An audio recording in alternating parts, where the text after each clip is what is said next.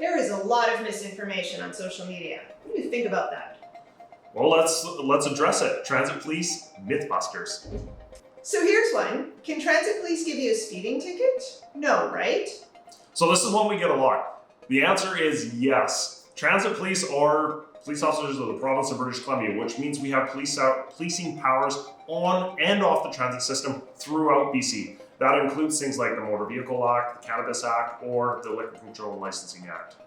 Translate police are grossly overpaid and often bad police officers are shunted into the program. Totally unnecessary. In cases of assault, bring in real cops. Now I'm going to go with the assumption that was a grammatical error and they meant to say transit police. And as far as shunted into the program, that actually hurts my feelings because transit police was my very first choice when I got hired into policing, and I worked really hard to get my position here. And that was because I wanted to be a beat cop. Anybody looking for a position, we're hiring.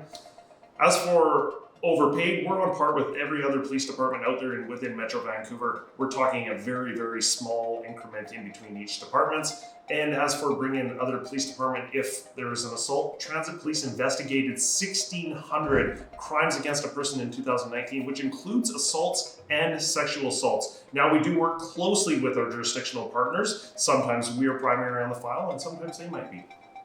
From what I heard, most transit police are ex-police from other cities' organizations that wanted cushy retirement jobs or couldn't cut it as legit police.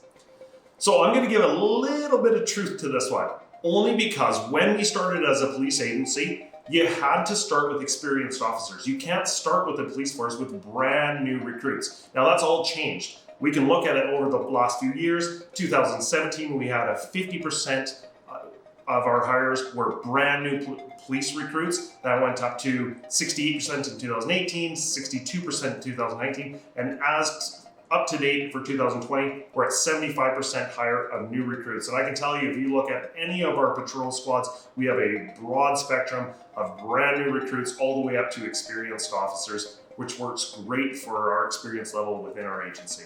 Did you know that the transit police hand off all their files to the department of the community they're in? They are armed security guards, no more, no less. First off, I'm going to address the armed security guards because our police officers go through pretty extensive training through the Justice Institute with all other jurisdictional police. So we are trained as full police officers with full policing powers throughout the province of BC. As for handing over files, I find that insulting because as a police officer, I take a great deal of pride in the work that I do. And the last thing I want to do is hand over more work to my jurisdictional partners. So our officers take the files, they investigate them from start to finish, and yeah, we work closely with our jurisdictional partners, and in some cases that means either they'll be taking a file or we'll be taking a file, but we don't simply hand over files. Someone explain to me, please, what's the purpose of transit police having guns? Are they going to shoot someone who doesn't pay? Firstly, I want to say fair enforcement is such a small portion of our job, and that has nothing to do with the reason we would carry a gun. The reason we carry a gun is because we are put in dangerous situations in some circumstances. Something like a weapons call, somebody with a weapon on board a train. The only time you're ever going to see one of our officers drawing their gun is when either a person or that officer is at risk of serious harm or death. To me, that sounds like an excuse for, oops, we forgot that we should have a diverse workforce. Glad you have finally hired an Indigenous liaison officer. Now hire a bunch more.